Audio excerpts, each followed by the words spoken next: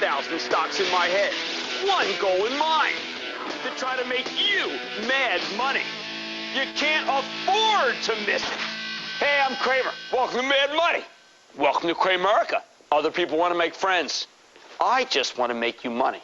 Because my job is not just to entertain you, but to educate you. So call me at 1-800-743-CNBC. Holy cow, I have got a super de-duper special show for you tonight.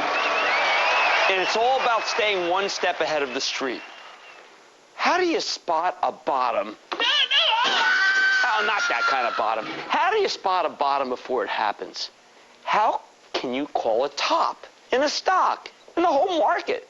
So you get out before things tumble. How can you tell when a company's going to revise its earnings estimates up or down? How do you know when money is about to move from one sector to another? In short, how can you tell which way a stock is going to move before it happens? How can you know this stuff ahead of the street, ahead of the pros, ahead of the big wigs? You think you need a crystal ball? Tea leaves? Think again. All you need is Cramer. So pay attention. If you can spot a big move in a stock or the whole market before it happens, you're made in the shade. Tonight I'm going to teach you everything I've learned about calling these moves, really from my hedge fund. I'm going to put it to work for you in this show. We'll start with bottoms, those times when stocks have hit their low points and are ready to move higher. Then I'll tell you about tops. There are all kinds of tops, and you better be ready for them because they're dangerous.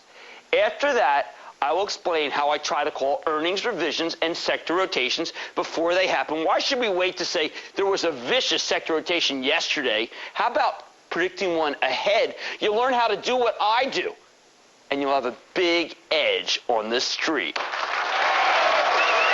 So, how do we see a bottom coming? If there's one thing I think I've done best in my career on Wall Street, it's spotting bottoms in the market. No techniques, no formulas, no real hard and fast rules. Understand, real bottoms don't happen all that often. But when they do, if you call them correctly, you can stand to make a small, actually a not so small fortune. Bottoms are great because they represent fantastic buying opportunities with not very much risk, as long as your bottom call is right. So how do you call a bottom? First, let me tell you the wrong way to do it, and then I'll help you get it right. A lot of people want to rely on pure technical analysis. They look at a chart, see that a stock has been knocked down far, and then stop moving. These chartists, even the best ones, are wrong. They're wrong often. Sometimes the stock that goes into free fall is only taking a breather before sprinting towards zero. The house of pain. The chart is not enough. You need to look at the fundies too. Technical analysis, as they say, is always right until it's wrong. I have never, ever seen any software package that worked for this, despite what the brokers tell you. They always offer the software that's supposed to show you everything. Yeah. And a lot of the analysts at major firms get pressured into calling bottoms by their major customers. I've never seen a stock bottom out based on earnings reports either. The thing about a bottom is that too many people see it coming, and then it won't happen. The other crucial fact about bottoms is that they rarely happen all at once. I have found that over and over again the market bottoms in thirds, sector by sector, over a period of days, if not weeks. It's not always the case, but it's how you should approach a bottom. Do not get into that thinking that you hear the media say, is it a bottom? Is it a V bottom? Is it a U bottom? Forget that.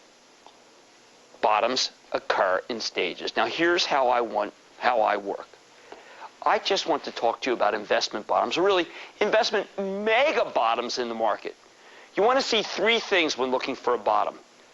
market sentiment must be bad. And I mean front page of the New York Times bad, not the business section. The front page, preferably the right-hand column at the top. When the malaise reaches all the way up there, that's a terrific indicator that we're nearing a bottom. You can also look at the Investors Intelligence Survey of money managers. It comes out Wednesdays. When you have a majority of bears, when there are so many bears that they exceed the number of bulls, good sign you're close to a bottom. When you see mutual funds pulling out of the market in a significant way, that's another signal that a bottom might be nigh. Understand to correctly spot a bottom, you need to be right when almost everybody else in the market is wrong. You also want to be looking for capitulation from the bulls who are holding out hope. When they give up, when they jump, you get a massive crescendo sell-off.